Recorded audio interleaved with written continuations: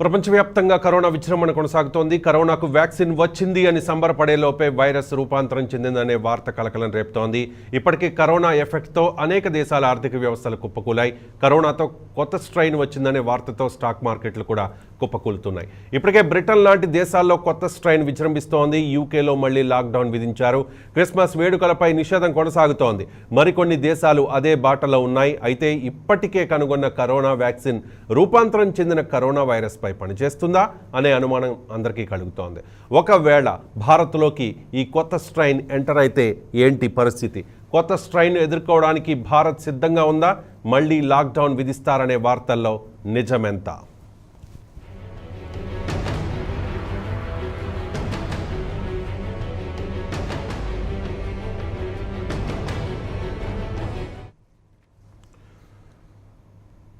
ప్రపంచవ్యాప్తంగా కరోనా విజృంభిస్తోన్న నేపథ్యంలో కొత్త స్ట్రెయిన్ వచ్చిందనే వార్త కలకలం రేపుతోంది. ఒకవేళ మళ్ళీ లాక్డౌన్ విధిస్తే ఏంటి పరిస్థితి? భారత్ అందుకు సిద్ధంగా ఉందా? భారత్లోకి కొత్త స్ట్రెయిన్ ఎంటర్ అయితే మనం సిద్ధంగా ఉన్నామా ఎదుర్కోవడానికి? ఇవే అంశాలపై చర్చిద్దాం. చర్చలో పాల్గొనేందుకు మనతో ఉన్నారు పూడి తిరుపతిరావు గారు, ఏపీ బీజేపీ రాష్ట్ర అధికార ప్రతినిధి, పాపారావు గారు, ప్రముఖ విశ్లేషకులు మనతో జాయిన్ అయ్యారు. మరి కాసేపట్లో డాక్టర్ శ్యామ్ ప్రసాద్ గారు, NTR health university vice chancellor, అలాగే డాక్టర్ కొంగర రవికాంత్ గారు, ప్రముఖ గ్యాస్ట్రోఎంట్రాలజిస్ట్ మనతో జాయిన్ అవుతారు. గుడ్ మార్నింగ్ అండి, వెల్కమ్ టు 99 టీవీ.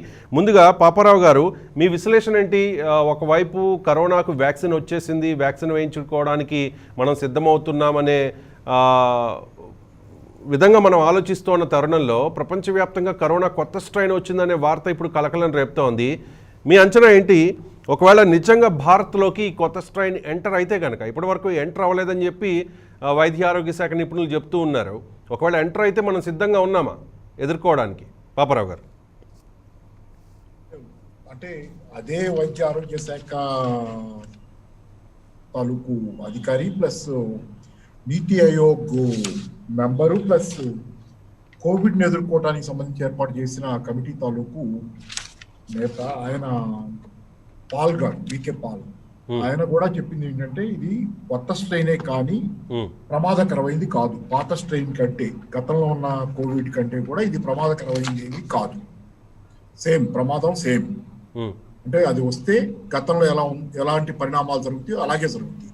కానీ దానికి దీనికి తేడా ఏంటంటే కొత్త స్ట్రెయిన్కి, కొత్తగా వచ్చిన మార్పు చెంది వచ్చిన వైరస్కి పాత వైరస్కి తేడా ఏంటంటే కొత్త వైరస్ అనేది వేగంగా వ్యాప్తి చెందుతుంది. అంటే పాత వైరస్ ఇద్దరికి వ్యాప్తి చెందే లోపు ఇది ఇంకా కాస్త ఎక్కువ మందికి, అంటే 4కి వ్యాప్తి చెందుతుంది. అంత వేగంగా వ్యాప్తి చెందే గుణం, అంటువ్యాధి ఇంకా వేగంగా వ్యాప్తి చెందే గుణం దీనికి ఉంది.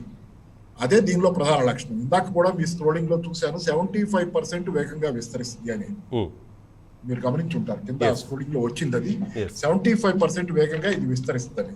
అంటే ఏంటంటే వేగం ఎక్కువ కానీ తీవ్రత అనేది సేమ్ పాతదాలని. కాకపోతే ఇక్కడ మనం జాగ్రత్తగా ఉండాల్సింది ఏంటంటే, ఇప్పుడు మనకు అలవాటు అయిపోయింది ఏంటంటే లాక్డౌన్ ఎత్తేసిన తర్వాత కొత్తలో కొంత జాగ్రత్తగానే ఉన్నారు కానీ ప్రస్తుతం అందరూ రిలాక్స్ అయిపోయారు. సరే, మానవ స్వభావంలోనే ఇక్కడే కాదు, ధనిక దేశాల్లో కూడా, బాగా చదువుకున్న వాళ్ళు ఉన్నారనుకునే దేశంలో కూడా, నాగరికత మనకంటే మెరుగైంది అనుకునే దేశాల్లో కూడా ఇదే పరిస్థితిలో ఉన్నారు. యాంటీ మాస్క్ పెట్టుకోమంటే ఉద్యమాలు కూడా చేసే పరిస్థితి ఉంది. లాక్డౌన్లకు వ్యతిరేక ఉద్యమాలు, రోడ్లు ఎక్కడం కూడా చేస్తున్నారు. కనీసం ఇక్కడ ప్రొటెస్ట్ లేదు కాబట్టి ఏంటంటే అంతవరకు బాగానే ఉన్నాం. కానీ ఇప్పుడు బయట మన తీరు చూసేటట్లయితే మనుషుల తీరు, సోషల్ డిస్టెన్స్ లేదు, మాస్క్ లేదు. అట్లీస్ట్ వన్ ఆఫ్ దెమ్ రెండు ఉండాలి. మాస్క్ ఉన్నా కానీ సోషల్ డిస్టెన్స్ ఉంటే మాస్క్ మేనేజ్ చేయకపోయినా కాసేపు కిందకి లాగినా పైకి లాగినా ప్రాబ్లం ఉండదు. కానీ సోషల్ డిస్టెన్స్ లేకుండా, మాస్క్ లేకుండా ఎక్కడైనా నలుగురు గుంపుడి చోట చేరి మాట్లాడుకుంటున్నారంటే పూర్తి నెగ్లిజెన్స్ తో కూడినటువంటి వాతావరణం ఉంది ఈరోజు. కాబట్టి ఈ విషయంలో ప్రజలకు అప్రమత్తత అవసరం. ప్రభుత్వాలు ఇంకా లాక్డౌన్ అయితే పెట్టలేవు. కొత్త వైరస్ వచ్చి వేగంగా అది వ్యాపించినా, దాని సివియారిటీ తక్కువ ఉన్నా, మళ్ళీ ఇంకొక వేవ్ లాగా వచ్చి ఎక్కువ మందికి వచ్చినా కానీ లాక్డౌన్ అయితే ఈ దేశంలో ప్రభుత్వం పెట్టలేదు. ప్రపంచంలో పెడతారు, యూరోపియన్ దేశాలు పెడతాయి కానీ వాళ్ళకు కూడా కష్టం ఆర్థికంగా తట్టుకోవాలి. పాపారావు గారు, గతంలో మనం చేసిన, అంటే భారత్ చేసిన తప్పు మళ్ళీ చేయకూడదనే ఉద్దేశంతో ఇప్పటికే బ్రిటన్లో విజృంభిస్తోంది కాబట్టి కొత్త స్ట్రెయిన్, ఆ స్ట్రెయిన్ ఇక్కడికి వ్యాపించకుండా ఇప్పటికే విదేశాల నుంచి వచ్చాయి. ముఖ్యంగా ఈ బ్రిటన్ నుంచి వచ్చే ఫ్లైట్స్ అన్నింటినీ కూడా క్యాన్సిల్ చేసిన పరిస్థితి. సో రాబోయేది సంక్రాంతి సీజన్, అలాగే ప్రపంచవ్యాప్తంగా క్రిస్మస్ సీజన్, ఎల్లుండే క్రిస్మస్ కాబట్టి ఎలాంటి జాగ్రత్తలు తీసుకోవాలి? భారత్లో కూడా క్రిస్మస్ అంబరాలు అంబరాన్ని నడుతూ ఉంటాయి. చాలా ప్లాన్డ్గా ఉంటారు చాలామంది క్రిస్టియన్స్ అండ్ మతాలకు అతీతంగా క్రిస్మస్ని జరుపుకుంటూ ఉంటారు భారత్లో. సో ఎటువంటి జాగ్రత్తలు తీసుకోవాల్సిన అవసరం ఉంది అంటారు? కేంద్రం ఎటువంటి యాక్షన్ తీసుకోవాలి ఇటువంటి పరిస్థితుల్లో? చాలా దేశాలు ఇప్పటికీ క్రిస్మస్ వేడుకలపై నిషేధం విధించాయి. సో అటువంటి దిశగా కేంద్రం వెళ్ళే అవకాశం ఏదైనా ఉంటుందా? ఒకటండి, మీరు అన్న మాట సంతోషం నాకు. గతంలో నిర్లక్ష్యం చేశాము. గతంలో కోవిడ్ ప్రపంచం అంతా వ్యాపిస్తున్నప్పుడు కూడా జాగ్రత్తలు తీసుకోవడంలో కానివ్వండి చాలా ఆలస్యం చేసాం. చాలా మంది దేశంలోకి వచ్చిన తర్వాత విదేశాల నుంచి ఆ తర్వాత లాక్డౌన్ పెట్టుకున్నాం తప్పితే కరెక్ట్ టైంలో ప్రాంప్ట్ గా పెట్టలేదు. ఆ నిర్లక్ష్యం ఉంది ఆ రోజు. అది చేయాలా ఇప్పుడు కనీసం? కాకపోతే కొంత ఒక వారం పాటు లేట్ అయింది. కొన్ని కేసులు ఏదో ఢిల్లీలో బయటపడ్డాయని చెబుతున్నారు. మరి కొత్త స్ట్రెయిన్ కాదో నాకు తెలియదు. కానీ ఏదేమైనా కానీ ఏంటంటే ఆల్రెడీ తెలంగాణలో కూడా చూసుకునేటట్లయితే యూకే నుంచి వచ్చిన వాళ్ళు సుమారుగా 300 మందికి పైగా, ఆల్రెడీ 358 మంది గత వారంలో వచ్చిన వాళ్ళు అనుకుంటా. వాళ్ళు ఇక్కడే ఉన్నారు తెలంగాణ సమాజంలో. వాళ్ళు బయట టెస్ట్ లేకుండానే బయటకు వెళ్ళారు. కాబట్టి వాళ్ళని ఐడెంటిఫై చేసి ట్రాక్ చేసి వాళ్ళని టెస్ట్ చేసి వాళ్ళకి కనుక పాజిటివ్ వస్తే క్వారంటైన్ అది కోవిడ్ హాస్పిటల్లో పెట్టడం, నెగిటివ్ అయితే హోమ్ క్వారంటైన్ చేయాల్సిన అవసరం ఉంది. అలాగే ఏంటంటే ఇతర దేశాలు ఏ దేశాలైనా, ఎందుకంటే ఇప్పుడు సౌదీ అరేబియా కూడా ఈ బ్రిటన్ తాలూకు మార్పు చెందిన వైరస్ వ్యాప్తి చెందింది అనేది విన్నాం. కాబట్టి ఏంటంటే ఇంకెక్కడెక్కడ ఉందో తెలియదు. కాబట్టి విదేశాల నుంచి వచ్చే విమానాల విషయంలో ప్రత్యేకంగా శ్రద్ధ అవసరం. ఎందుకంటే ఆ తర్వాత వచ్చిన తర్వాత వేగంగా వ్యాప్తి చెందడం మొదలయ్యేటట్టయితే ప్రధానంగా ఆరోగ్య సమస్య కంటే ఈ దేశంలో మీరు అన్నట్లుగా ఏంటంటే ఒకటి క్రిస్మస్ సంబరాలు తదితరం ఉన్నాయి. కానీ నేను చెప్పేది ఒకటే స్పష్టంగా, ఈ రోజు ఏ సంబరాలు లేకపోయినా ఈ రోజు చాలా చోట్ల చూసినట్లయితే మనుషులు ఆల్మోస్ట్ సంబరాల్లో ఉన్నట్టుగానే బిహేవ్ చేస్తున్నారు. మాస్కులు లేకుండా ఎక్కడికెక్కడ జమకూడి పాత జీవితమే యథావిధి జీవితం అలాగే గడుపుతున్నారు. కాబట్టి వీళ్ళకి క్రిస్మస్ కొత్తగా అదనంగా యాడ్ అయ్యేది ఏమి కాదు. దానివల్ల కొత్తగా జరిగేది డ్యామేజ్ ఏమి ఉండదు. ఏంటంటే జాగ్రత్తగా ఉండేవాళ్ళు ఎటుకూడి జాగ్రత్తగా ఉంటారు. క్రిస్మస్ ఉన్నా లేకపోయినా జాగ్రత్తగా ఉండని వాళ్ళు ఎటుకూడి ఉండరు అనేదే కనపడుతుంది. ఈ రోజు బయటికి పోయేటట్లయితే అసలు ఒక జుబిలియంట్ వాతావరణం, కేర్లెస్ గా రెక్లెస్ గా మాస్క్ లేకుండా నలుగురు చేరి గుమిగూడి మాట్లాడుకోవడం, లేకపోతే టీ బంకులు అట్లాంటి చోట కూడా జమ చాలా సాధారణంగా జరిగిపోతుంది. కాకపోతే ఆర్థిక వ్యవస్థ దెబ్బతింది కాబట్టి ఓవరాల్ గా జనాల దగ్గర డబ్బులు తగ్గినాయి కాబట్టి ఎక్కువ మంది రోడ్ల మీద ప్రతి చోట చేరే అవకాశం. డబ్బు లేకపోతే ఏం చేస్తారు? రోడ్ల మీదకి వచ్చి తినడానికైనా తాగటానికైనా టీ తాగటానికైనా ఉండవు. కాబట్టి అంతా తగ్గింది. కానీ ఓవరాల్ గా ఏంటంటే మనుషుల మనస్తత్వం మళ్ళీ పాతానికి రీసెట్ అయిపోయింది. కాబట్టి ఇప్పుడు మనం క్రిస్మస్ గురించి ప్రత్యేకంగా, అది యూరోప్ దేశాల్లో మరీ పెద్ద పండగ. ఎందుకంటే వాళ్ళకు ఉండేది ఒకే ఒక పండగ, చాలా పెద్ద పండగ. భారతదేశంలో కొంతమందికి ఖచ్చితంగా ఒకే ఒక పండగ కానీ, క్రైస్తవులకి ఖచ్చితంగా ఒకే ఒక పండగ కానీ, వాళ్ళు కూడా జనరల్గా ఏంటంటే మిగతా పండుగలు కూడా ఈ దేశంలో ఉన్న కల్చర్ ఏంటంటే మిక్స్ అయిపోయి ఉంటాం. కాబట్టి రకరకాల పండుగల్ని మనం సెలబ్రేట్ చేసుకుంటాం. కాబట్టి ఈ దేశంలో పండుగలు చాలా ఎక్కువ, సెలవులు ఎక్కువ ఉన్న దేశం. కాబట్టి ప్రత్యేకంగా క్రిస్మస్ గురించి మనం వరి అవ్వక్కర్లా. కాకపోతే ఏంటంటే సంక్రాంతి ఇవన్నీ వచ్చింది వస్తున్నాయి. మళ్ళీ సంక్రాంతి కూడా ఉంది. పైగా చలికాలం ఇంకా తీవ్రతరం, చివరి దశలోకి వస్తున్నా తీవ్రతరం అవుద్ది. అప్పుడు ఈ కైట్స్, గాలిపటాలు ఎగరేసి ఇట్లాంటి ఫెస్టివల్స్ వస్తాయి మనకి జనరల్ గా. సరే, ఆ సందర్భాల్లో కొంత గుమిగొట్టాలు అవి కూడా ఉంటాయి. కాబట్టి కొంత జాగ్రత్త ఎవరికి వాళ్ళకి చెప్పాలి తప్పితే పొలాల్లో పోయి గాలిపటాలు ఎగరేసి వాళ్ళకి, మిద్దెల మీద ఎక్కి నలుగురు చేరి గాలిపటాలు ఎగరేసి వాళ్ళకి ఎవరేం చేయలేరు. వాళ్ళు మనం కంట్రోల్ చేయలేము. అది అయ్యేది పని కాదు అధికారులతో కూడా. కాకపోతే ఈ రోజు ఏంటంటే పూర్తిగా వ్యాక్సిన్ మీద కూడా నమ్మకం పెట్టుకోకూడదు. ఎందుకంటే రాత్రి ఒక డాక్టర్ గారు, మేడం వేరేందుకు కానీ అంటే చాలా మంచి మాట చెప్పారు. వ్యాక్సిన్ కూడా వచ్చి వ్యాక్సిన్ వేసినా కానీ అది ఎంతకాలం యాంటీబాడీస్ ని ప్రొడ్యూస్ చేస్తే, ఎంతకాలం పనిచేస్తుంది అనేది ఇంకా తెలియదు మనకి. ఎందుకంటే 3 నెలల 6 నెలల అని ఫైజర్ వ్యాక్సిన్ గురించి కూడా సందేహాలు ఉన్నాయి. 3 నెలలే పనిచేస్తుందా 6 నెలల పనిచేస్తుందా అని మేడం ఆ డాక్టర్ గారు చెప్పింది. సొంత కవిత్వం కాదు, అంత ముందు నుంచి ఉంది ఈ మాట. అయితే ఏంటంటే ఇక్కడ మరి ఇప్పుడు ఫ్లూ షాట్ అంటాం మనం. అమెరికా లాంటి దేశాల్లో అయితే చలి దేశాల్లో చలికాలం వచ్చేసరికి ఫ్లూ వస్తుంది చాలా మందికి. యాన్యువల్ గా ప్రతి సంవత్సరం ఫ్లూ షాట్ తీసుకుంటారు వాళ్ళు. మామూలు ఓవర్ ది కౌంటర్ మెడిసిన్ అది, మళ్ళీ డాక్టర్ ప్రిస్క్రిప్షన్ కూడా అక్కర్లా. ఫ్లూ టీకా లాంటిది, ఇంజక్షన్ లాంటివి చేయించుకుంటారు వాళ్ళు. ప్రతి సంవత్సరం చేయించుకుంటారు. ఫ్లూ ప్రతి సంవత్సరం వాళ్ళకి అటాక్ అయ్యే సీజన్, దానికి చాలా మంది చనిపోతారు కూడా అక్కడ. అందుకని ఏంటంటే ఫ్లూ షాట్ తీసుకుంటారు వాళ్ళు. అలాగే మనం కూడా యాన్యువల్ గాను 6 నెలలకు దీన్ని తీసుకునే పరిస్థితి ఉంటుందా అనేది డౌట్ వ్యక్తం చేస్తున్నారు బాగా తెలిసిన డాక్టర్లు వీళ్ళు కూడా. కాబట్టి ఏంటి ఓవరాల్ గా చాలా జాగ్రత్తలతో ఉండాల్సిన అవసరం ఉంది. ఇక ప్రభుత్వం బాధ్యత అంటే అధికారులు, డాక్టర్లు ఇప్పుడు దాకా చాలా స్ట్రెయిన్ అయిపోయి ఉన్నారు. డాక్టర్లు మామూలుగా ఏంటంటే మొన్నటి దాకా లాక్డౌన్, ఆ తర్వాత కాలంలో వ్యాధి గవర్నమెంట్ డాక్టర్లు అయితే విపరీతంగా కలిసిపోయారు. కానీ కొంత రెస్ట్ తీసుకున్నారు, బాగానే ఉన్నారు. గవర్నమెంట్ హాస్పిటల్లో కూడా చాలా వరకు ఖాళీగా ఉన్నాయి. ఎవరికి వాళ్ళు ఇళ్లలోనే వైద్యం చేసుకుంటున్నారు. అందరికీ అర్థమైంది ఏం చేయాలో. కాబట్టి మరణాలు తగ్గి ఇళ్లలో వైద్యం కూడా చేసుకోవడం, దాని ప్రోటోకాల్ అర్థమైంది. జనాలకు కూడా జాగ్రత్త పడుతున్నారు వాళ్ళంతా. కాకపోతే ఏంటంటే ఈ మాస్కులు లాంటివి కూడా జాగ్రత్త తీసుకుంటే ఎవరైతే వల్నరబుల్ ఓల్డ్ పీపుల్ లేకపోతే ఇతరత్ర కోమార్బిడిటీస్ అంటారు కదా, డయాబెటీస్, షుగర్, ఇతరత్ర హార్ట్ డిసీజెస్ ఉన్న వాళ్ళని ఎఫెక్ట్ చేయకుండా మనం జాగ్రత్తలు తీసుకునేటట్లయితే మన వల్ల వాళ్ళు బాధపడే ప్రమాదం ఉండదు. పైగా ఏంటంటే కరోనా కనుక ఒకసారి వస్తే పర్వాలేదు, తగ్గుద్ది, నాకు బాగానే ఉన్నా కదా అనుకుంటే కుదరదు. వచ్చిన తర్వాత సైడ్ ఎఫెక్ట్స్ ఉంటాయి. తగ్గిన తర్వాత కూడా ఏంటంటే హార్ట్ ప్రాబ్లమ్స్, లంగ్స్ ప్రాబ్లమ్స్ దగ్గర నుంచి రకరకాల సైడ్ ఎఫెక్ట్స్ వస్తున్నాయి నర్వస్ సిస్టమ్, మజిల్స్ మీద. కాబట్టి ఇవన్నీ రేపు ఎక్కడికి దారి తీస్తాయో తెలియదు. శరీరం అయితే దెబ్బతింటది అనేది కొంత ఉంది, కొంతవరకు డయేరియా దగ్గర నుంచి అన్ని రకరకాల ప్రాబ్లమ్స్. కాబట్టి ఏంటంటే రాకుండా చూసుకోవడం ఎవరికైనా మంచిది. రైట్ అండి. పూడి తిరుపతిరావు గారు, మీరేం చెప్తారు? సరిగ్గా 1 year బిఫోర్ ఇదే పరిస్థితి అప్పట్లో చైనాలోని వుహాన్లో కరోనా వైరస్ విజృంభిస్తోందనే వార్త ప్రపంచవ్యాప్తంగా కలకలం రేపింది. ఏం జరగకూడదనుకున్నామో అదే జరిగింది. ప్రపంచ దేశాలన్నింటినీ కూడా కుదిపేసింది కరోనా వైరస్. ఇప్పుడు మళ్ళీ కొత్త స్ట్రైన్ అంటూ ఉన్నారు.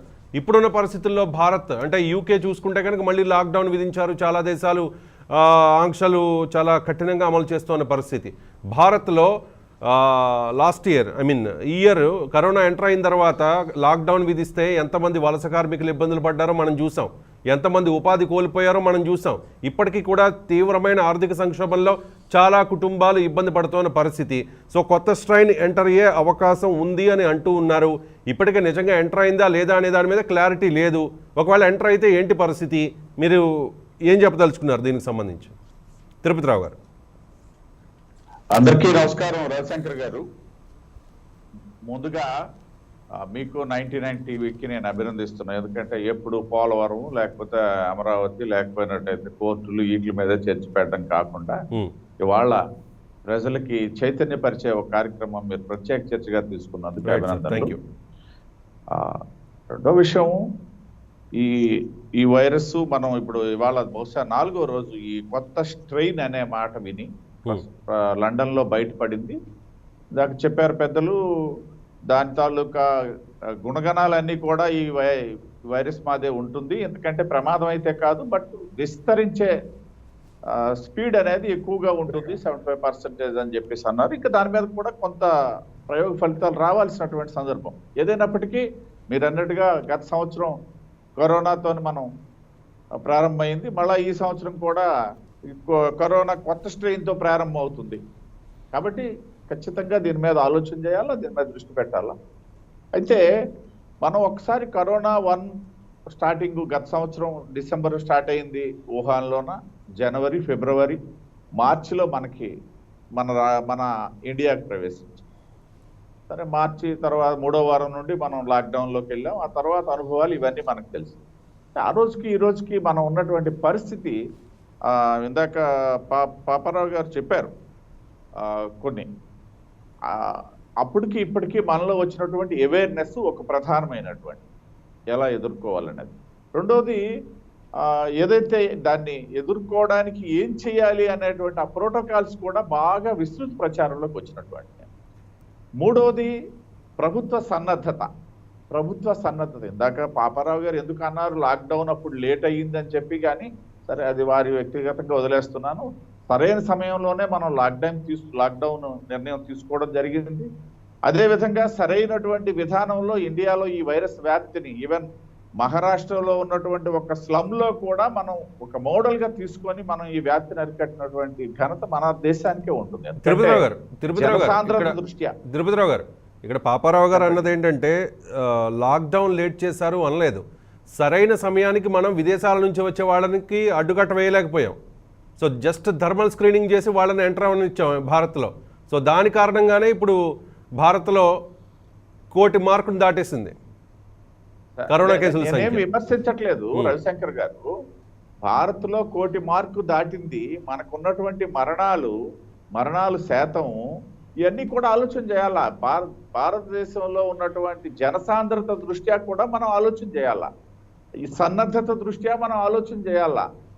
అది నేను చెప్పేదన్నమాట. నేనేమి తప్పట్టు ఇప్పుడు లాక్డౌన్ సందర్భంగా ఎదురైనటువంటి ఇబ్బందులు మనకు తెలుసు. చాలా మంది ఏదైతే వలస కార్మికులకు సంబంధించినటువంటి విమర్శలు చేస్తారు ప్రభుత్వం మీద, మేము ఆహ్వానిస్తాం. ఎందుకంటే ఇటువంటి పరిస్థితులు ఉన్నటువంటి దేశం ఇంకొకటి ఈ 200 పైచీలకు ప్రపంచ దేశాల్లో లేదు. మనకు ఉన్నటువంటి జనసాంద్రత, జనాభా దృష్ట్యా పెద్దది చైనా అవ్వచ్చు, కానీ జనసాంద్రత దృష్ట్యా మనకంటే ఎక్కువ ఉన్నటువంటి ప్రాంతాలు ఎక్కడ ఈ ప్రపంచంలో లేనటువంటి విషయాన్ని మనం గమనించాలి.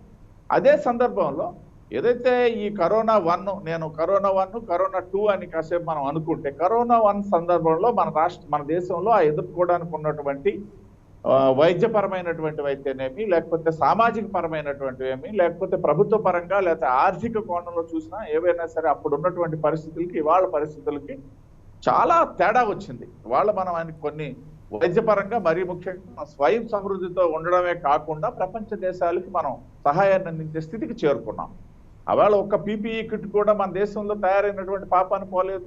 ఒక్క వెంటిలేటర్ కూడా మన దేశంలో తయారైనటువంటి పాపానికి పోలేదు. ఈవెన్ మాస్కులు కూడా మనం ఎక్కడి నుండో దిగుమతి చేసుకునేవే వాడుకునే పరిస్థితి. ఇవాళ స్వయం సమృద్ధితో పాటు ప్రపంచ దేశాలకి అతి తక్కువ ధరకు కూడా మనం ఇస్తున్నటువంటి సందర్భం నిన్న మొన్న మన న్యూస్ లో కూడా చూసాం. కాబట్టి ఈ సన్నద్ధత ఒకటి ఏంటంటే ఇవాళ మనకు ఉపయోగపడుతుంది. ఖచ్చితంగా ఇప్పుడు ఉన్నటువంటి పరిస్థితుల్లో ఇవాళ ఏమైంది, మీరు అన్నారు ఇందాక, సరే అప్పుడు కరోనా 1 టైంలో ఇతర దేశాల నుండి వచ్చిన వాళ్ళు కేవలం థర్మల్ స్క్రీనింగ్ తోనే విడిచిపెట్టేశారు. దానివల్ల ఏదో వ్యాప్తి చెందింది, తబ్లికి జమ అయితే ఇష్యూస్ ఇవన్నీ ఉన్నాయి. దాని గురించి ఇప్పుడు మనం మళ్ళీ తవ్వుకోవడం ఎందుకు.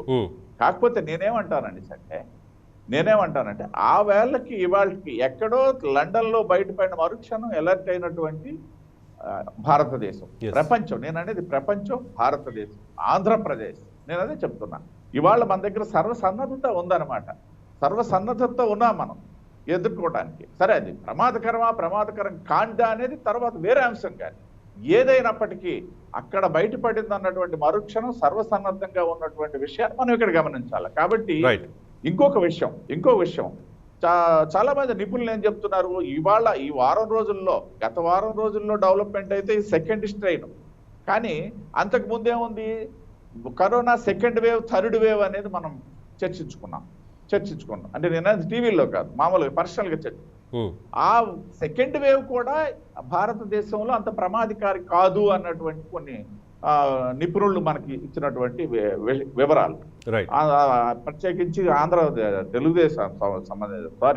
భారతదేశంలో సెకండ్ వేవ్ తాలూకా ప్రమాదం కూడా అట్టే ఉండకపోవచ్చు అన్నటువంటి వచ్చినటువంటి సర్వేలు అయితేనేమి, నిపుణుల అభిప్రాయాలు అయితేనేమి, మనం చూస్తున్నటువంటి కూడా కొన్ని గమనం. బికాస్ ఆఫ్ మనం తీసుకున్నటువంటి ప్రికాషనరీస్, మనం తీసుకున్నటువంటి ఏదైతే మెయిన్ అవేర్నెస్ అనేది పెరిగింది. సరే పెద్దలు పాపరావు గారు చెప్పినట్టుగా కొంత అది హ్యూమన్ సైకాలజీ, అది ఏం చేయలేము. నేను కూడా తొలినాళ్ళలో టీవీ ముందు చూస్తేనే నాకు ఎక్కడ వచ్చేస్తుందని మాస్క్ పెట్టుకునేవాడు. ఇవాళ తీసేసి ఉంటున్నాం. అది సహజం, అది ఎవరైనా సరే.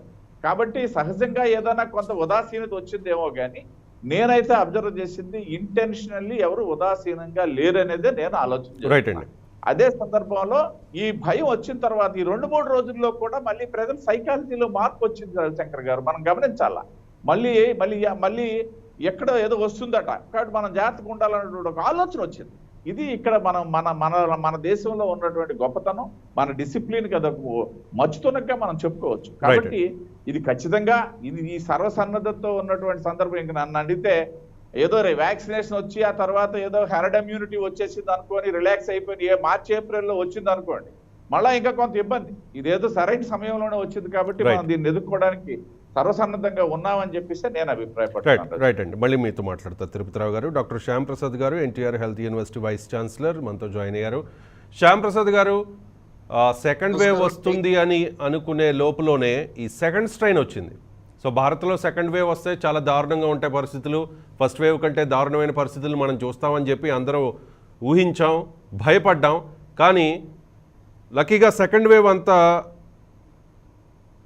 ఎఫెక్ట్ చూపించలేదు భారత్లో. కానీ ఈ సెకండ్ స్ట్రెయిన్ వచ్చేస్తుందేమోననే భయం ఇప్పుడు విపరీతంగా ఉంది భారతీయుల్లో. సో ఏం చెప్పదలుచుకున్నారు, పాత స్ట్రెయిన్కి కొత్త స్ట్రెయిన్కి ఉన్న తేడా ఏంటి అంటే ఒక డాక్టర్గా ఏం చెప్తారు మీరు? నమస్కారం అండి. ఇప్పుడే మనకి అందిన వార్త, మీరు ఏదైనా ఈరోజు దినపత్రిక చూస్తే కరోనా 2లో కలకలం. ఇది మనకు ఆల్రెడీ యూకే నుంచి కొంతమంది వచ్చేసారు లోపలికి, జనాల్లోకి వెళ్ళిపోయారు 4 రోజుల నుంచి. వాళ్ళకి లిస్ట్ లేదు ఇప్పుడు వరకు ఎవరు ఏంటి అని. వాళ్ళందరూ ఈ నమూనాలు తీసుకొని RT-PCR టెస్ట్లు పూనాలో చేస్తున్నారు. ఆల్రెడీ ఇన్ఫర్మేషన్ ఉంది, మీరు న్యూస్ చదువుతూ ఉండండి. మనకి RT-PCR 24 ఏరియాస్ ఉన్నాయి, ఎంటైర్ 13 డిస్ట్రిక్ట్లు. మనం ఆల్రెడీ ప్రిపేర్నెస్ ఫర్ హాస్పిటల్ తయారు చేసాం. ఎందుకంటే ప్రైవేట్ మెడికల్ కాలేజీల్లో, గవర్నమెంట్ కాలేజీల్లో మనం 5 పెద్ద హాస్పిటల్స్ తీసుకున్నాం, మిగతావన్నీ చేసాం. 6 స్టేటస్ లో ఇంకా హాస్పిటల్ రన్ అవుతున్నాయి. పక్కనే నేను ఉన్నది విజయవాడ నుంచి అండి. విజయవాడలో పక్కన గవర్నమెంట్ జనరల్ హాస్పిటల్లో 132 మంది ఈరోజు అడ్మిట్ అయి ఉన్నారు. వాళ్ళకి సివియర్ డిసీజ్ లేదు. మనకి ఒక్కసారి ఇన్ఫెక్షన్ రేట్ తీసుకుంటే అన్నిటికన్నా ఇంపార్టెంట్ మరణాల రేట్ అండి, అది 2 దాటలేదు. 1.45 పాతదాంది అంటే కోవిడ్-1. మొట్టమొదటిసారిగా నిన్న దేశంలోనే 20,000 మంది కన్నా తక్కువ మంది ఎఫెక్ట్ అయ్యారు. సో మనం ఫస్ట్ కరోనాకి మనం చేసిన పనులన్నీ బాగున్నాయి, కరెక్ట్ టైంకే చేశారు. మనకు 1-2 ప్రాబ్లమ్స్ ఉండొచ్చు. ముందుగా అందరికీ చెప్తే ఈ వలస కార్మికులు వాళ్ళ ఇంటికి వెళ్ళిపోయేవారు కదా, ఇలా అన్నమాట. అందువల్ల మనం 2 మాట్లాడుకున్నప్పుడు మన తిరుపతిరావు గారు కానీ పెద్ద ఆయన కానీ ఈ 2 విషయాల్లో అదొక్కటే తేడా. పెట్టడం ఒక 4 రోజుల తర్వాత పెట్టి ఉండొచ్చు కదా, అందరూ ఇంటికి వెళ్ళి ఉండొచ్చు కదా, అది కరెక్ట్ టైం కాదేమో అనుకున్నారు. కానీ అది వచ్చింది. ఇక్కడి నుంచి మనకి 2 సంవత్సరాలు మన దేశంలో ఉంటుంది, 2 సంవత్సరాలు ఉంటుంది, మైల్డ్గా ఉండొచ్చు అనుకుంటున్నాం మనం. ఇప్పుడు ఆ స్ట్రెయిన్ దిగింది, దానికి మనం ఏం చేయాలా? Will go back. ఒక్కసారి మాస్క్ వేసడానికి కష్టం ఏమిటండి? ఒక కంట్రీ, న్యూజిలాండ్ లాంటి కంట్రీలో ఒక ఫిమేల్ ప్రైమ్ మినిస్టర్ గారు మాస్క్ ఒక్కడే పెట్టాడు 100%. వాళ్ళు మొత్తం పాడదోలేరు దీన్ని. Why not we cannot conduct? మనకి ప్రజాస్వామ్యం అండి. నేను వేసుకోకపోతే ఏంటి అని అడుగుతారు. మనం నడుస్తున్నప్పుడు బయట కనపడతారు జనం, బాబు ఎందుకు వేసుకోవంటే నువ్వెవరు నాకు చెప్పడానికి? They have moral responsibility to the society. ఈ సంఘానికి మనం భయపడాలి. సేమ్ థింగ్ చేయండి, తప్పే ఉంది. ఒక్కటి most important thing is mask. Distant అన్న మీరు చూస్తారు, మీరు డిస్టెన్స్ తగ్గినా కూడా మీకు మాస్క్ ఉంటే ఏమీ చేయదు. ఇంకోరు ఇప్పుడు చిన్న పిల్లలకి చూడండి ఎంతమంది. మనం 3వ క్లాస్ పిల్లలు కూడా వెళ్తున్నారు స్కూల్కి, ఇది వేసుకొని వెళ్తున్నారు. వాళ్ళకి అలవాటు అయిపోయింది. మనం చొక్కా వేసుకున్నట్టే ఇది వేసుకుంటున్నాం. Why not we practice? Right. Shyam Prasad గారు, ఇక్కడ జనాల్లో ఉన్న డౌట్ ఏంటంటే అప్పట్లో మాస్క్ పెట్టుకున్న, శానిటైజర్ వాడిన, సోషల్ డిస్టెన్స్ పాటించిన, అంటే SMS ఫాలో అయినా కూడా చాలామందికి కరోనా వచ్చింది. ఇప్పుడు ఈ కొత్త వేరియంట్తో వచ్చిన ప్రమాదం ఏంటంటే ఫస్ట్ స్ట్రైన్కి సెకండ్ స్ట్రైన్కి పెద్దగా తేడా లేకపోయినా స్ప్రెడ్ అనేది 70% మోర్ ఎక్కువగా ఉంటుంది అనేది నిపుణులు చెప్తున్న మాట. సో మరింత జాగ్రత్తగా ఉండాల్సిన అవసరం ఉంది అంటే ఏం చెప్తారు? ఎస్, 70% ఫాస్ట్గా పెరుగుతుందండి. దానికి మనం చేయాల్సింది ఏంటి? ఇండివిజువల్గా ఒకటి తీసుకోండి, ప్రతి వాడు మాస్క్ వేసుకోవాల్సిందే, ఇది మన రెస్పాన్సిబిలిటీ. గవర్నమెంట్ తరఫున మాస్క్ వేయనోడికి ఏదో చిన్నగా 500, 600 ఏదో ఒకటి చిన్న పనిష్మెంట్ పెడితే భయపడతారు మనోళ్ళు. మళ్ళీ మనం చూసాం మార్చి, ఏప్రిల్ నెలలో ప్రతి ఫోన్ మాట్లాడుతుంటే అదే చెప్పేవారు, ప్రతిసారి టీవీలో చూస్తే అదే చెప్పేవారు. అలా మన భారతదేశంలోనే ప్రతి టీవీలో చెప్తానే ఉండాలి. ఇది ఈ రోజే కాదు, ఇంకా ఫ్యూచర్లో కూడా ఇది పెద్దగా ఎఫెక్ట్ కాదు, దీనివల్ల మన జీవితం పాడైపోతుంది, మర్చిపోండి. ఒక 1% నుంచి 2% వరకు ఒక్కసారి కోవిడ్ వచ్చిన వాళ్ళకి జీవితాంతం ప్రాబ్లమ్స్ వచ్చాయి. మీకు ఎవరికి బయటికి చెప్పరు వాళ్ళు. ఇక రేర్ డిజార్డర్స్, ఒక్కసారి హార్ట్ ప్రాబ్లం వచ్చినా, లంగ్ ప్రాబ్లం వచ్చినా, బాడీ ప్రాబ్లం వచ్చినా చాలా మంది సఫర్ అయ్యారు. Especially those are suffering with diabetes, hypertension and coronary artery disease. ఈ 3 ఉన్న వాళ్ళు, పెద్ద వయసు వాళ్ళు ఇంకా పూర్తిగా రికవరీ కావటం లే. వాళ్ళు 3 నుంచి 6 నెలలు టైం పట్టింది ఒకరికి. అంటే మనం కార్టిజోన్స్ ఇస్తున్నాము, అట్లా డయాబెటీస్ కంట్రోల్ చేసుకుంటూ కార్టిజోన్ ఇచ్చుకుంటూ బ్యాలెన్స్ చేసి ట్రీట్మెంట్ ఇచ్చాం. కాబట్టి మనం ఎవరు కోవిడ్ బాధ అది సింపుల్ అనుకోకండి, కొంచెం జాగ్రత్తగా మరల్చండి. మనం చెప్పారు మొదట్లో ఏంటి, మీకు భయం ఉంటుందని, కరోనా అని భయం ఉంటుందని. మన ముఖ్యమంత్రి గారు, మిగతా వాళ్ళు, పాలిటీషియన్స్ అబ్బాయి ఏం భయపడకండి, వచ్చే వెళ్ళిపోద్ది. ఎంతమందిని తీసుకుంది, చాలా మంది డాక్టర్లు చచ్చిపోయారు. ఎవరు ఇంత స్టాటిస్టిక్స్ మొదలు పెట్టలే. ఈ దేశంలో 15 మంది డాక్టర్లు చనిపోయారు, ఒక్కొక్కరు 40 ఏళ్ళ ఎక్స్పీరియన్స్ మీద. వాళ్ళు మళ్ళీ తిరిగి తయారు చేసుకోగలమా? మన మిత్రులు మనం తయారు చేసుకోగలమా? కానీ ఇప్పటి నుంచి కూడా మాస్క్ అనేది కంపల్సరీగా వేసుకోండి, శానిటైజర్ చేసుకోండి, ఫిజికల్ డిస్టెన్స్ పాటించండి. ఇది ఇంకా మనకు ప్రూవ్ కాలేదు. వాళ్ళు డిఫరెంట్ అంటున్నారు. ఒక వైరస్ అన్న తర్వాత దాని జీనోమ్ అని ఉంటుంది, మనకి క్రోమోజోమల్ ప్యాటర్న్ లాగా అవి మారిపోతూ ఉంటాయి. కాబట్టి మనకు వచ్చే వ్యాక్సిన్ కూడా ఎంత కాలం పనిచేస్తున్నా కూడా తెలియదు. హెర్డ్ ఇమ్యూనిటీ ఇంపాసిబుల్, రాదు. అది హెర్డ్ ఇమ్యూనిటీ రావాలంటే కొన్ని కంట్రీలు తయారు చేస్తాయి. ఏమిటంటే అందరూ బయటకు వచ్చి తిరిగేశారు, 60-70 ఏళ్ళు వాళ్ళు ఇంట్లోనే ఉన్నారు. సో దాంట్లో వస్తుందా అంటే 60% రావాలి. ఈ కరోనా దానికి యాంటీబాడీస్ 1 month 2 months లో పోతుందండి. కాబట్టి మళ్ళీ వాళ్ళు కూడా సెకండ్ రీఇన్ఫెక్షన్ కి సేమ్ స్ట్రెయిన్ కాకుండా డిఫరెంట్ స్ట్రెయిన్ కి దే కెన్ కమ్ బ్యాక్. మనకు వచ్చే వ్యాక్సిన్ 6 నెలలు పనిచేస్తుందో సంవత్సరం వస్తుందో ఇంకా మనకి తెలియదు. అది కూడా దీని మీద పనిచేస్తుందా, కొత్తగా వచ్చిన కరోనా ఎవరు చెప్పలేరు. కాబట్టి ఈ పరిస్థితుల్లో మనం ఏం చేయాలి? Prevention is better than cure, or don't depend upon the vaccine. Vaccine ఈ 31st కల్లా వచ్చేస్తుందని మా కలెక్టర్ గారు చెప్తున్నారు. తీసుకోండి.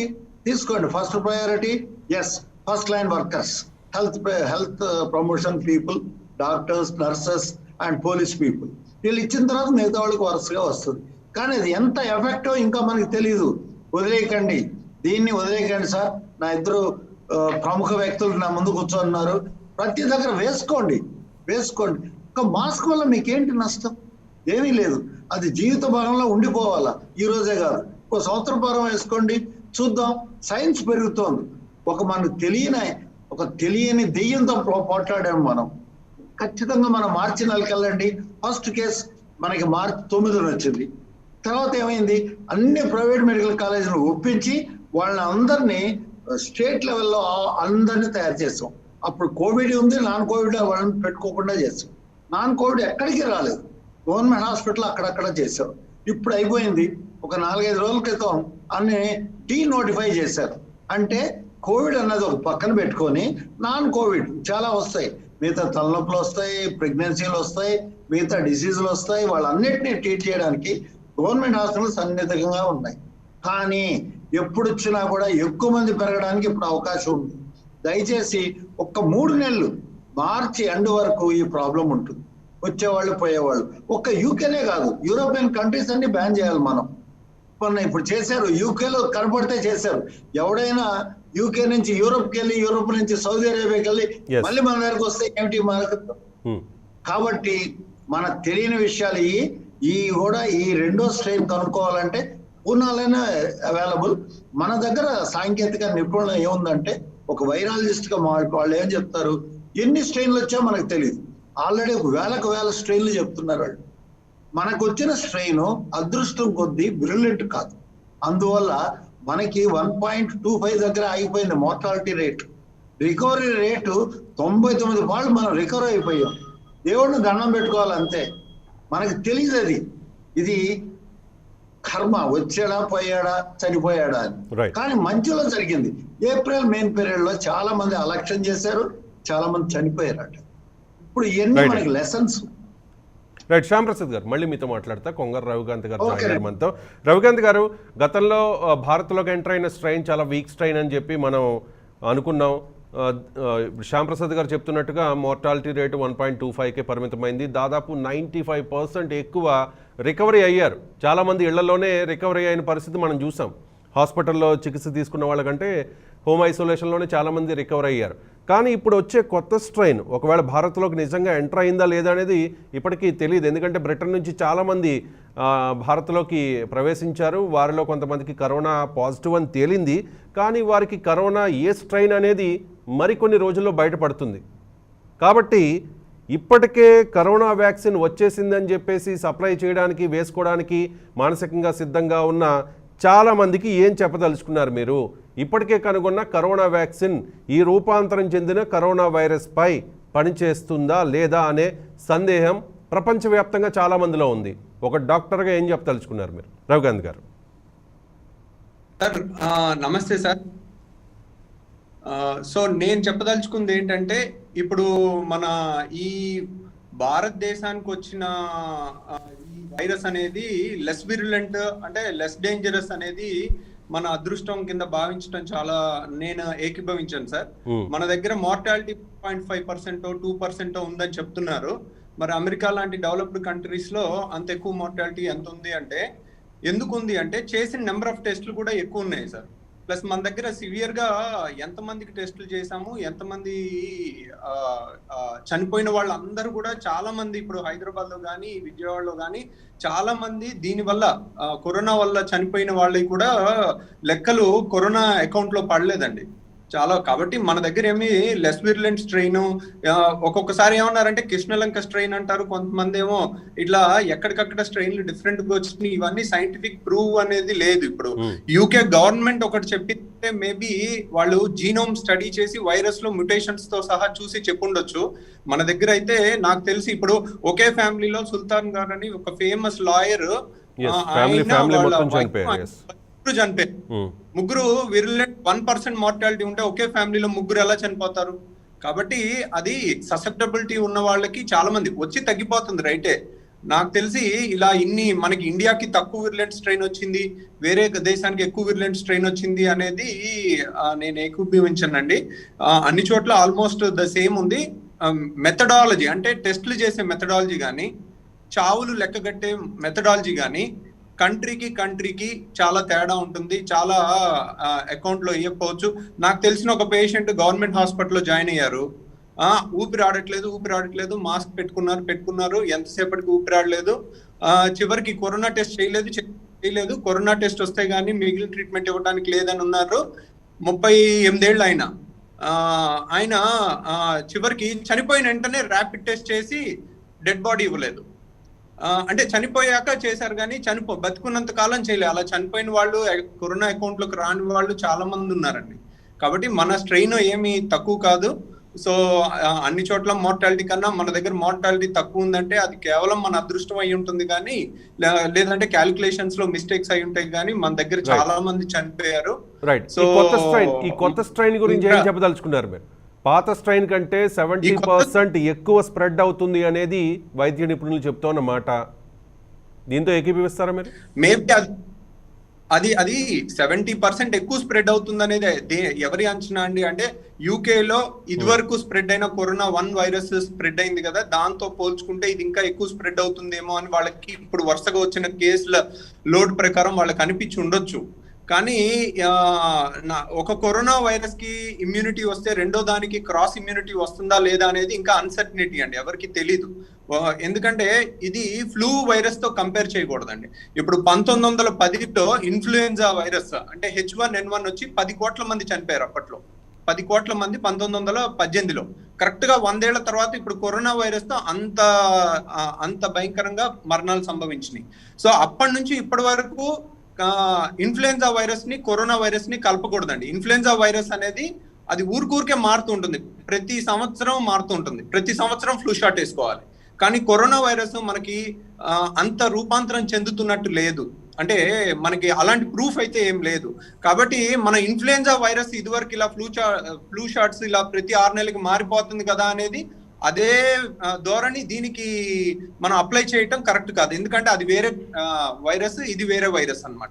ఈ వైరస్ అంతగా రూపాంతరం చెందుతుందా, దీని ఇమ్యూనిటీ ఇంకో దానికి రాకుండా ఉంటుందా, లేదంటే క్రాస్ ఇమ్యూనిటీ ఒక్కోసారి ఒక కరోనా వైరస్ వచ్చిన తర్వాత రెండో కొంచెం స్ట్రెయిన్ మారినా కానీ రెండో దానికి కూడా ప్రొటెక్షన్ ఉంటుంది మనకి.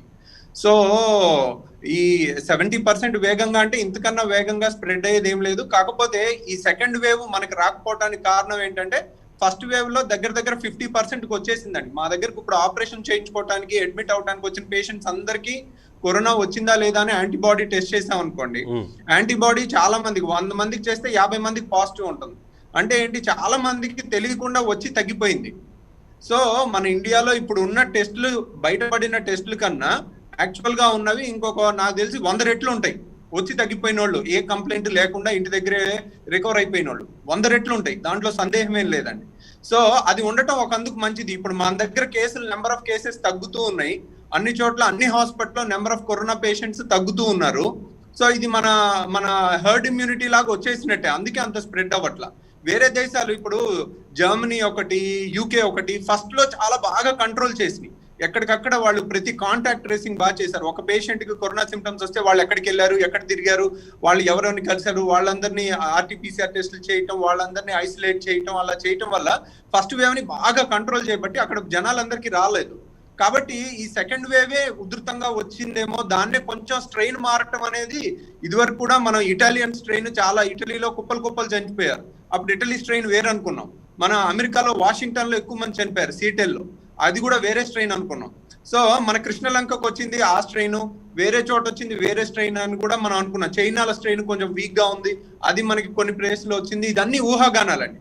కాబట్టి నా ఒపీనియన్ లో ఏంటంటే బ్రిటన్ ఫస్ట్ వేవ్ ని బాగా కంట్రోల్ చేసింది, ఆపేసింది.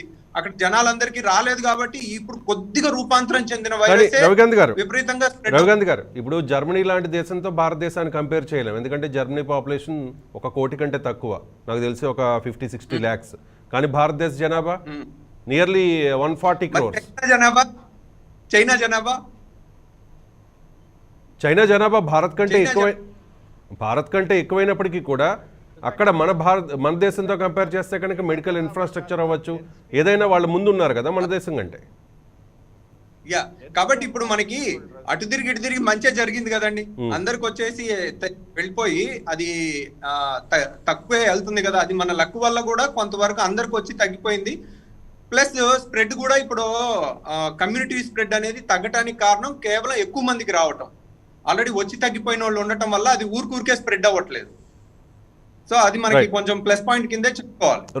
రైట్ మాట్లాడదాం. ఒకవేళ భారత్లోకి ఈ కొత్త స్ట్రైన్ ఎంటర్ అయితే ఏంటి పరిస్థితి? కొత్త స్ట్రైన్ ఎదుర్కోవడానికి భారత్ సిద్ధంగా ఉందా లేదా? మళ్ళీ లాక్డౌన్ విధిస్తారనే ఒక ప్రచారం జరుగుతోంది. నిజంగా లాక్డౌన్ విధించే అవకాశాలు ఏమైనా ఉన్నాయా? ఇదే అంశం మీద మాట్లాడదాం. ఏపీ కాంగ్రెస్ ఉపాధ్యక్షులు డాక్టర్ గంగాధర్ గారు జాయిన్ అయ్యారు ఫోన్ లైన్లో మనకు. గంగాధర్ గారు నమస్తే. నమస్తే రవిశంకర్ గారు. కొత్త స్ట్రైన్ అని భయపడే పరిస్థితి వచ్చింది. గంగాధర్ గారు, ఒక డాక్టర్గా ఏం చెప్పదలుచుకున్నారు? ఈ కొత్త స్ట్రైన్ భారత్లోకి ఎంటర్ అవ్వలేదని చెప్పేసి చెప్తూ ఉన్నారు. ఇప్పటికే బ్రిటన్ నుంచి చాలామంది భారత్లోకి ఎంటర్ అయ్యారు. వాళ్ళలో చాలామందికి కరోనా పాజిటివ్గా నిర్ధారణ అయింది. కానీ ఫస్ట్ స్ట్రైన్ వల్ల ఇది కరోనా పాజిటివా, లేకపోతే సెకండ్ స్ట్రైన్ అంటే బ్రిటన్లో ఇప్పుడు విజృంభిస్తున్న ఈ సెకండ్ స్ట్రైన్ వల్ల వాళ్ళకి పాజిటివ్ వచ్చిందా అనేది మరికొద్ది రోజుల్లో తేలిపోబోతోంది. సో ఒకవేళ సెకండ్ స్ట్రైన్ వస్తే కనుక భారత్ ఎదుర్కోవడానికి సిద్ధంగా ఉందా అంటే ఏం చెప్తారు గంగాధర్ గారు? సెకండ్ వేవ్ వస్తే, సెకండ్ వేవ్ అంతేనా? నో సెకండ్ వేవ్ కాదు, సెకండ్ స్ట్రైన్. యూకేలో విజృంభిస్తున్న సెకండ్ స్ట్రైన్. రవిశంకర్ గారు నమస్తే. నమస్తే సార్. ఇప్పుడు ఈ వైరస్, కరోనా వైరస్ కొన్ని వందల రకాల మ్యూటేషన్స్ కి గురైంది ఇప్పటికీ, కొన్ని హండ్రెడ్స్ ఆఫ్ టైమ్స్. అంటే అవన్నీ కూడా హండ్రెడ్స్ ఆఫ్ డిఫరెంట్ స్ట్రెయిన్సే అనుకోవచ్చు. ఇవాళ యూకేలో కానీ సౌత్ ఆఫ్రికాలో కానీ బయటపడేటువంటి స్ట్రెయిన్ ఇది కొంచెం ఇదివరకు ఉన్నటువంటి స్ట్రెయిన్ కంటే ఫాస్ట్ గా స్ప్రెడ్ అవుతుంది. అంటే 70%, కొంచెం కాదు ఎక్కువే, 70% అదనంగా స్ప్రెడ్ అవుతా ఉంది. దీనిలో వచ్చినటువంటి మోడిఫికేషన్ ఏంటంటే, ఈ కరోనాకి సంబంధించిన స్పైక్స్ ఉంటాయి కదా, వైరస్ స్పైక్స్ లెంగ్త్ పెరిగింది. స్పైక్స్ లెంగ్త్ పెరగటం వల్ల అది శరీరంలో ఎక్కువగా అటాచ్ అవటానికి, అది శరీరంలో అతుక్కొని, శరీర భాగాలకు అతుక్కొని అది ఎక్కువగా ప్రాలిఫరేట్ అవడానికి స్కోప్ ఉంటుంది. అయితే ఇక్కడ ఒకటి గమనించాల్సింది, మనం ప్యానిక్ అవ్వకుండా గమనించాల్సిన విషయం ఏంటంటే, స్ప్రెడ్ అయితే 70% అదనంగా ఉంది, కానీ మోర్టాలిటీ రేట్ కానీ ఫెటాలిటీ రేట్ కానీ అంత ఎక్కువగా ఉన్నట్టు ఎక్కడ ఏ స్టడీస్ లేవు ఇంతవరకు, కన్ఫర్మ్ కాల. మోర్టాలిటీ రేట్ కానీ ఫెటాలిటీ రేట్ కానీ ఎక్కువ లేదు. అంటే గతంలో ఉన్నటువంటి స్ట్రెయిన్స్ కంటే కూడా ఇది మోర్టాలిటీ ఫెటాలిటీ ఎక్కువ కలిగించటం లేదు. అదొకటి మనకి బ్లెస్సింగ్ ఇన్ దిస్ గైస్ ఒక రకంగా. అది కొంచెం ధైర్యంగా ఉండాల్సినటువంటి విషయం. అయితే అట్ ది సేమ్ టైం గతంలో లాగా మనం నిర్లక్ష్యంతో ఉండాల్సిన అవసరం లేదు. గతంలో నిర్లక్ష్యం ప్రదర్శించాం. గతంలో ఫ్లైట్స్ ని లేట్ అయింది, ఇతర ప్రాంతాల నుంచి, ఇతర దేశాల నుంచి వస్తున్న వాళ్ళ ఆ ఫ్లైట్స్ ని ఆపటంలో కొంత అలసత్వం ప్రదర్శించాం. అది ఆ నిర్లక్ష్యానికి మనం ప్రతిఫలం కూడా అనుభవిస్తున్నటువంటి పరిస్థితి. ఇప్పుడు కూడా ఈ స్ట్రెయిన్ సెప్టెంబర్లోనే ఐడెంటిఫై అయిందని అంటున్నారు బ్రిటన్లో. సెప్టెంబర్లో ఐడెంటిఫై అయిన స్ట్రెయిన్ ని మరి డబ్ల్యూహెచ్ఓకి వాళ్ళు ఇన్ఫార్మ్ చేశారా లేదా అనే దాంట్లో క్లారిటీ రావట్లేదు. అయితే వాళ్ళకి ఈ స్ట్రెయిన్ కొంచెం ఎక్కువగా స్ప్రెడ్ అవుతుంది, డిఫరెంట్ గా బిహేవ్ చేస్తుంది చాలా దాదాపు 50%, 60%, 70% అదనంగా ఫాస్ట్ గా స్ప్రెడ్ అవుతుంది అనేది తెలుసుకోవడానికి బహుశా ఇప్పటి వరకు పట్టుండొచ్చు. అయితే ఈ విషయం బయటికి వచ్చింది మాత్రం ప్రపంచవ్యాప్తంగా ఒక 2-3 వీక్స్ అయింది. 2-3 వీక్స్ క్రితమే మనం అలర్ట్ అయి ఉండొచ్చు. అయితే ఇప్పటికైనా అలర్ట్ అయ్యి మనం ఇదేదో ఇమాజినరీ అంటే హెల్త్ మినిస్టర్ గారు ప్రకటించారు ఆ మధ్య 2-3 రోజుల క్రితం. ఇది మన ఈ ఫ్లైట్స్ ఆపడానికంటే ముందు ఆయన స్పందిస్తూ ఇమాజినరీ ఇన్ఫర్మేషన్ తోటి మనం ప్యానిక్ అవ్వాల్సిన అవసరం లేదన్నారు. అది ప్యానిక్ అవ్వాల్సిన అవసరం లేదు, కానీ ఖచ్చితంగా సీరియస్ గా మనం చర్యలు తీసుకోవాల్సిన అవసరం ఉంది, అలర్ట్ అవ్వాల్సినటువంటి అవసరం ఉంది. అలర్ట్ అయ్యారు. ఇప్పుడు చేయాల్సింది ఏంటంటే గత కొంతకాలంగా మేబీ సెప్టెంబర్ నుంచి ఇప్పటి వరకు యూకే లేకపోతే ఇతర దేశాల నుంచి వచ్చిన వాళ్ళని ఐడెంటిఫై చేసి వాళ్ళల్లో కరోనా పాజిటివ్ వచ్చిన వాళ్ళని ఖచ్చితంగా హాస్పిటలైజ్ చేసి రాని వాళ్ళని హోమ్ క్వారంటైన్ చేసి 14 days అబ్జర్వ్ చేయటం, అది చాలా స్ట్రిక్ట్ గా చేయాలి. ఇది మన దేశంలో ఎక్కువ స్ప్రెడ్ కాకుండా ఫాస్ట్ గా స్ప్రెడ్ కాకుండా ఉండాలంటే ఖచ్చితంగా వాళ్ళందరినీ ఐడెంటిఫై చేయాలి. వాళ్ళ కాంటాక్ట్స్ ని కూడా ఐడెంటిఫై చేయాల్సిన అవసరం ఉంది. ఇక్కడ మనకి ఒక సంతోషించదగిన విషయం ఏంటంటే మనకు ఇవాళ డెవలప్ చేసినటువంటి వ్యాక్సిన్స్ అన్ని కూడా ఈ స్పైక్స్ ని టార్గెట్ చేసి డెవలప్ చేసిన వ్యాక్సిన్సే. కాబట్టి ఈ మాడిఫికేషన్ అనేది, ఈ చేంజ్ అనేది, ఈ అగ్రెసివ్ గా ప్రవర్తిస్తున్నటువంటి చేంజ్ అనేది స్పైక్స్ లో వచ్చింది కాబట్టి, స్పైక్స్ ని పెంచుకోవడం ద్వారా వచ్చింది కాబట్టి ఇవాళ మనకు అందుబాటులో ఉన్న వ్యాక్సిన్స్ ఖచ్చితంగా ఈ కొత్త స్ట్రెయిన్ కి వ్యతిరేకంగా కూడా పనిచేస్తాయి. కొత్త స్ట్రెయిన్ వ్యాక్సిన్స్ కి లొంగకుండా అయితే ఉండదు. వ్యాక్సిన్స్ ఆ స్ట్రెయిన్ మీద కూడా పనిచేసేటటువంటి అవకాశాలు ఎక్కువనే. అవకాశాలు ఏముంది, 99.9%, 100% పనిచేస్తాయి. అయితే వ్యాక్సిన్ సంబంధించి ఇంకా స్పష్టత కొరవడింది. మనకి స్పష్టత అది ఎఫికసీ విషయంలో కానీ సేఫ్టీ విషయంలో కానీ ఇంకా అబ్సల్యూట్ క్లారిటీ రాలేదు ఇప్పటి వరకు కూడా, ప్రపంచవ్యాప్తంగా రాలేదు. అయితే యూకేలో, యుఎస్ లో, రష్యాలో, చైనాలో 4 చోట్ల వ్యాక్సినేషన్ స్టార్ట్ చేశారు కూడా. ఇప్పటికీ 23-25 లక్షల మందికి ఆల్రెడీ వ్యాక్సినేషన్ వేసేశారు ఆ 4 దేశాల్లో. మరి ప్రపంచ దేశాల్లో అగ్రదేశాల్లో ఒకటిగా భావించబడేటటువంటి భారతదేశంలో మనం భావించుకుంటున్నావా లేకపోతే ఇతరులు భావిస్తున్నారు అనేది వేరే విషయం. భావించబడుతున్నటువంటి భారతదేశంలో దానికి సంబంధించి ఇప్పటి వరకు మీడియా హైప్ తప్ప, లేకపోతే ఫోటో ఆప్టిక్స్ తప్ప, వ్యాక్సిన్ సెంటర్స్ ని సందర్శించటాలు, అక్కడ ఆ ఫోటోలు ప్రకటించటాలు, ఆ వీడియోలు మీడియాలో చూపించటాలు తప్ప, ఈ హైప్ తప్ప దీనికి సంబంధించినటువంటి సాలిడ్ ప్రిపరేషన్ కానీ, కాంప్రహెన్సివ్ ప్రిపరేషన్ కానీ, స్ట్రాటజీ కానీ ఇంతవరకు రూపొందించబడాల మన దేశంలో. అది దురదృష్టకరమైనటువంటి విషయం. పైగా మనకి ఇక్కడ మనం మరి మేబీ ఇక్కడ భారత్ బయోటెక్ లేకపోతే సీరం ఇన్స్టిట్యూట్ డెవలప్ చేసేటటువంటి వ్యాక్సిన్ అంటే ఆస్ట్రాజెనెకా, ఆక్స్ఫర్డ్ వ్యాక్సిన్ దాని మీద ఆధారపడతారా ఏంటో తెలియదు మన దేశం. అట్లా ఒక దాని మీద ఆధారపడాల్సిన అవసరం లేదు, ఒక కంపెనీని ప్రమోట్ చేసినటువంటి అవసరం లేదు. ఇప్పుడు ప్రపంచంలో ఎక్కువగా వాడుతుంది రష్యా పక్కన పెట్టేస్తే ఫైజర్ వ్యాక్సిన్. ఆ ఫైజర్ డెవలప్ చేసిన వ్యాక్సిన్ ని చైనాలో కూడా వాడు ప్రొడ్యూస్ చేస్తుంది. యాక్చువల్ గా చైనాలోనే మేడ్ ఇన్ చైనాలే వస్తున్నాయి. మిగతా యూకే కానీ యుఎస్ కానీ మేడ్ ఇన్ చైనా వ్యాక్సిన్సే, ఇతర దేశాలకు కానీ మేడ్ ఇన్ చైనా వ్యాక్సిన్సే సప్లై చేయబడుతున్నాయి. కాబట్టి ఫైజర్ డెవలప్ చేసిన వ్యాక్సిన్ ప్రధానంగా ఉంది, దాని మీద కూడా దృష్టి పెట్టాలా. ఇక్కడ మన వ్యాక్సిన్ కోవాక్సిన్ భారత్ బయోటెక్ కానీ సీరం ఇన్స్టిట్యూట్ కానీ డెవలప్ చేస్తున్నవి, వాటికి సంబంధించి కొన్ని డౌట్స్ వచ్చినాయి, నీడలు అలుముకున్నాయి. దానికి సంబంధించి కొన్ని కాంప్లికేషన్స్ రావటం, తర్వాత దీనికి ఎక్స్టెన్సివ్ గా ట్రయల్స్ చేయలేదు అనేది ఒక అంశం ఉండటం, ఇది మనకి ఒక ఉన్నటువంటి పరిస్థితి వ్యాక్సిన్ సంబంధించి భారతదేశంలో. హైప్ ని వదిలేసి ప్రచార కండూతిని పక్కన పెట్టేసి ప్రభుత్వ అధినేతలు ప్రచార కండూతిని పక్కన పెట్టేసి సైంటిఫిక్ గా, కాంప్రహెన్సివ్ గా ఒక సాలిడ్ స్ట్రాటజీ రూపొందించుకోవాలి వ్యాక్సిన్ కి సంబంధించి. అయితే ఇంకొక మా అబ్జర్వేషన్స్, డాక్టర్స్, సైంటిస్టులు, ఎపిడమియాలజిస్టుల అబ్జర్వేషన్ ఏంటంటే ఈ దేశంలో చాలా ఎక్కువగానే స్ప్రెడ్ అయింది. ప్రభుత్వాలు చెప్తున్నటువంటి లెక్కల కంటే కూడా ఎక్కువ డెత్స్ కానివ్వండి, కేసెస్ కానివ్వండి, ఇప్పుడు 1 కోటి పైన దాటిపోయినాయి అధికారిక లెక్కల ప్రకారం కేసులు. అంతకంటే చాలా ఎక్కువ ఉంటాయని, కొంతమంది అయితే 50% ఎక్స్ట్రా ఉంటాయని అంచనా వేస్తున్నారు, కొంతమంది 20%, 30% ఎక్స్ట్రా ఉండొచ్చు కేసులు అని ఎస్టిమేట్ చేస్తున్నారు.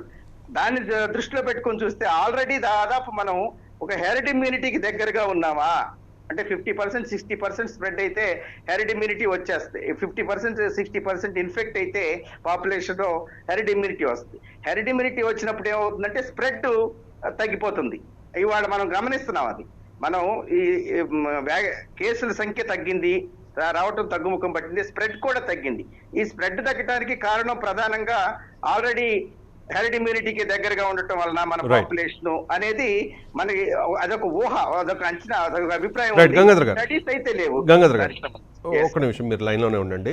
తిరుపతిరావు గారు ఏం చెప్తారు? ఇప్పటికే ఆస్ట్రాజెనికా టీకా కోసం భారత్ ప్రయత్నాలు చేస్తోంది. ఒకవేళ ఆస్ట్రాజెనికా టీకా వస్తే ఇప్పటికే మనం భారత్ బయోటెక్ ద్వారా కోట్ల డోసులు వ్యాక్సిన్ తయారు చేసుకుంటున్నాం, సప్లై చేయడానికి సిద్ధంగా ఉన్నామని చెప్పేసి కేంద్రం ఒకవైపు చెప్తూనే ఉంది. మరోవైపు కాంగ్రెస్ పార్టీ తరపున గంగాధర్ గారు చెప్తున్నారు ఒక ఆరోపణ, మనం సిద్ధంగా లేము, జస్ట్ ఏదో చెప్పుకోవడానికి పైన చెప్పుకోవడానికి మాత్రమే, కానీ మనం ఇప్పటి వరకు తయారు చేసిన వ్యాక్సిన్ని, దేశీయంగా తయారు చేసిన భారత్ బయోటెక్ వ్యాక్సిన్ అవ్వచ్చు, లేకపోతే ఆస్ట్రాజెనికా టీకా ఇప్పటికే కేంద్రం ప్రయత్నాలు చేస్తోంది, మరో వారంలో గ్రీన్ సిగ్నల్ వచ్చే అవకాశం ఉంది కాబట్టి సో మనం సిద్ధంగా ఉన్నామా వ్యాక్సిన్ని ఇవ్వడానికి అంటే ఏం చెప్తారు? గంగాధర్ గారు చేసిన ఆరోపణ మీద ఏం చెప్పదలుచుకున్నారు? రవిశంకర్ గారు ఒక నిమిషం, కోవాక్సిన్ కి సంబంధించి భారత్ బయోటెక్ డెవలప్ చేసిన వ్యాక్సిన్ అప్రూవల్ కి పంపిస్తే DCGI తిరస్కరించింది. డైరెక్టర్ ఆఫ్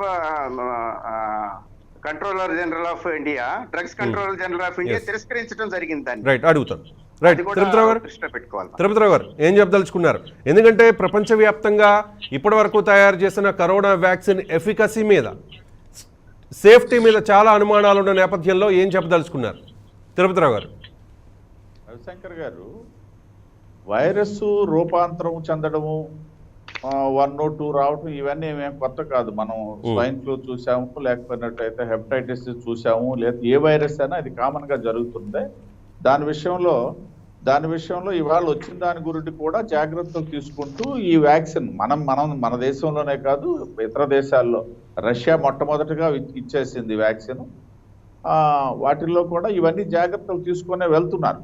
అది మనం పెద్దగా ఆలోచించకపోతే భారత్ బయోటెక్ భారతదేశంలో ప్రధానంగా ప్రధానమంత్రి మా సోదరులు గంగాధర్ గారు ప్రధానమంత్రి 3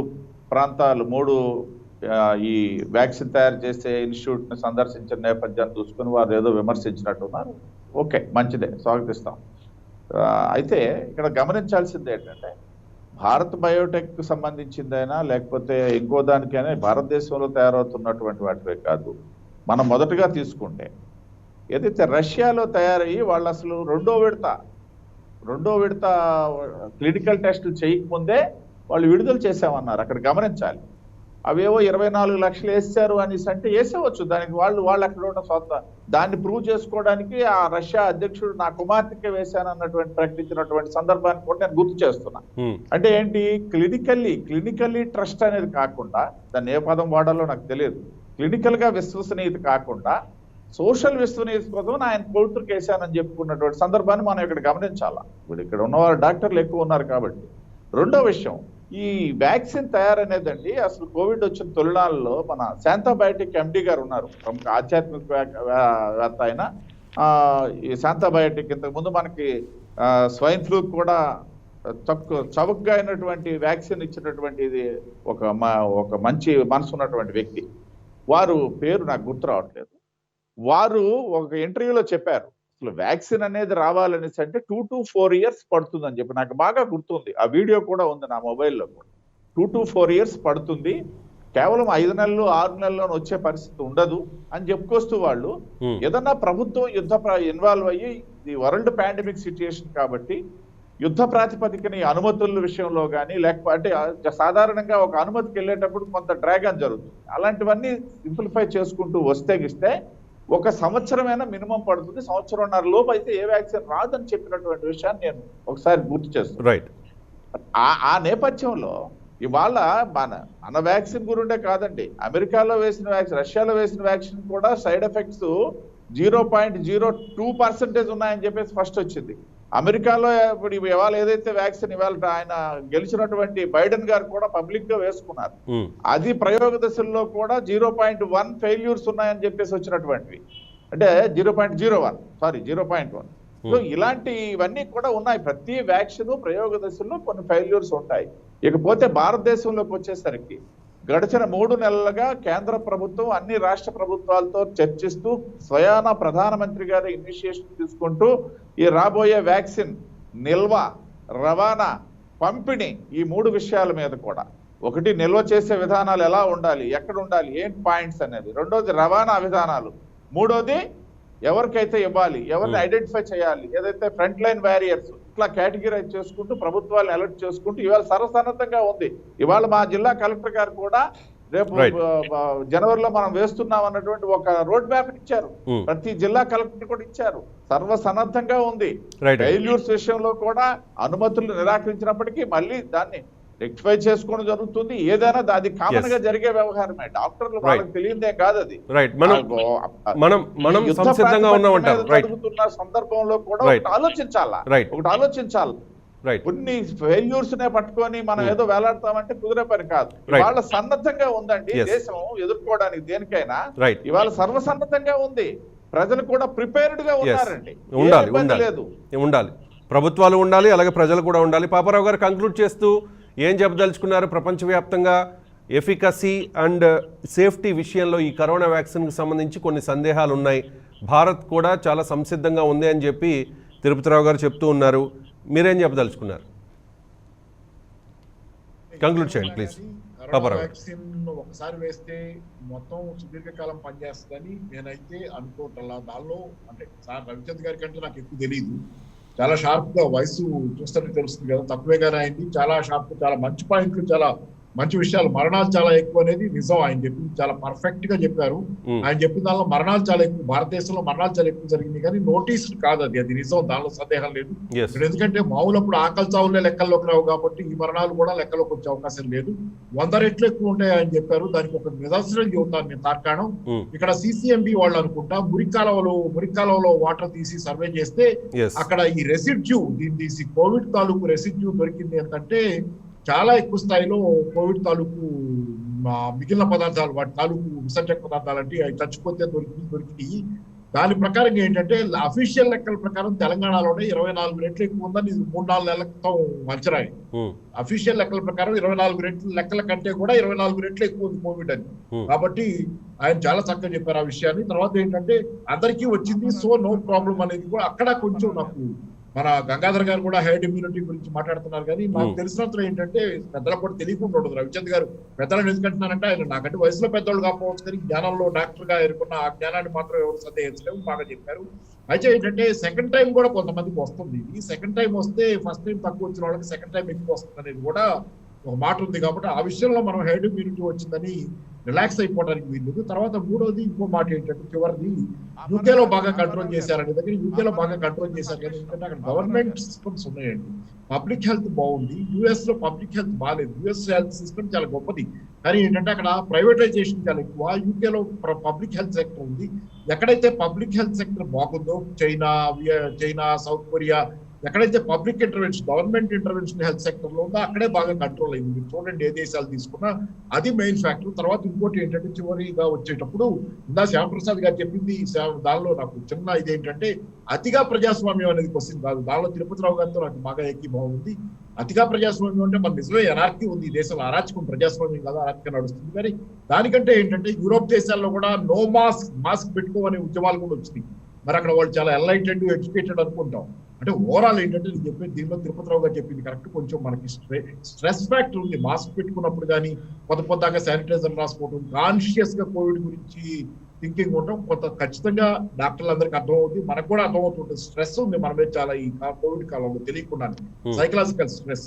ఆ స్ట్రెస్ వల్ల ఏంటంటే ఇవన్నీ పెట్టుకోలేక వదిలేస్తున్న వాళ్ళు కూడా ఉన్నారు, నిర్లక్ష్యం వల్లే కాదు. అందుకని స్ట్రెస్ ఫ్యాక్టర్ తెలియకుండానే అండర్లైన్ గా స్ట్రెస్ ఫ్యాక్టర్ ఉంది. ఇంకోటి ఏంటంటే సెకండ్ స్ట్రెయిన్ అన్నారు మీరు ఇందాక. సెకండ్ స్ట్రెయిన్ కాదేమో, థర్డ్ ఏమో నేను అనుకుంటాను. ఎందుకంటే ఆ లెక్కలు వేసుకోవాలంటే, ఎందుకంటే చైనాలో వచ్చింది ఫస్ట్ అనుకోవాలి, తర్వాత దాని మ్యూటేషన్ వేరే దేశాల్లో వచ్చింది, స్పెయిన్ లోనో ఇటలీలో వచ్చింది, అది సెకండ్, ఇప్పుడు ఇది మూడోది యూకే దగ్గర. కాబట్టి దాని చైనా వైరస్ అని కూడా దయచేసి ఎవరు అనుకోకూడదు అనేది. ఎందుకంటే వరల్డ్ హెల్త్ ఆర్గనైజేషన్ చెప్పింది, బిల్ గేట్స్ చెప్పిందే నేను చెబుతున్నాను, నేను వేరే చెప్పాలా చైనా వైరస్ అని అనడానికి వీల్లేదు. ఎందుకంటే యూకేలో కరోనా అనేది ఇంత ముందు నుంచి ఉందని నేను డాక్టర్లు చెప్పిన దాని ప్రకారం చెబుతున్నా. కరోనా ముందు నుంచే ఉంది, దాని స్ట్రెయిన్ మోడిఫై అయ్యే చైనాలో COVID-19 అయింది. అది ఇప్పుడు యూకేలో వచ్చిందని COVID-20 అనాలా మరి? అంటే ఐ హావ్ డౌట్. రవిచంద్ర గారు ఒక ముఖ్య చెబితే సంతోషం. అందుకని ఏంటంటే యూకేలో వచ్చిందని యూకే కోవిడ్ అది కరోనా యూకే అంటే మర్యాద ఉంటుంది కదా అది. ఎందుకంటే ఎక్కడైనా ఎవరికైనా ఏదో రావచ్చు. కాబట్టి మనకి నచ్చకపోతే నచ్చకపోవచ్చు. చైనా సైతాంతికంగా రైట్ సార్, టైం లేదు దయచేసి.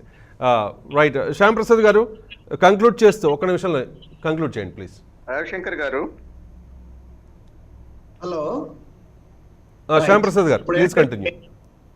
కొత్త అంటే దానికి ఏం పేరు పెట్టినా పర్వాలేదండి. కరోనా 2 పెట్టినా, ఆల్రెడీ యూకే స్ట్రెయిన్ అన్నా, it's okay. What is our precautions, basic precautions ఇంతకుముందు చేసినవే. ఇంతకుముందు అంత కొద్దిగా భయపడండి, ఎక్కువ అక్కర్లేదు.